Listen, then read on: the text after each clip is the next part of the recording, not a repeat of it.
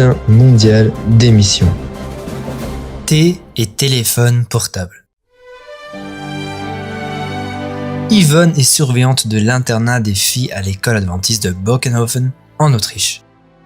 Parmi ses responsabilités, elle limite à 45 minutes le temps passé par les filles devant leur téléphone portable.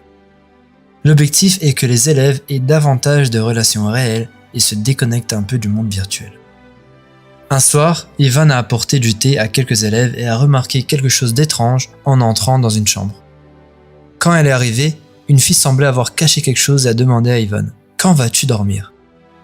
Yvonne a aussitôt soupçonné que l'élève utilisait son téléphone en dehors de l'horaire autorisé. 10 minutes plus tard, elle est retournée dans cette chambre et a de nouveau vu l'élève cacher quelque chose sous le lit. Yvonne a été attristée, n'a rien dit et est retournée dans sa chambre, inquiète de ce qu'elle devait faire. Cette nuit-là, Yvonne a prié ainsi « Seigneur, aide-moi à aider cette fille ». Puis, à 4h du matin, elle s'est réveillée avec une forte impression qu'elle devait retourner dans la chambre de l'élève. En entrant par surprise dans la chambre, elle a trouvé l'élève en train d'utiliser son téléphone au milieu de la nuit. Yvonne a passé les 2 heures suivantes à parler avec l'élève. À parler, pas à se disputer.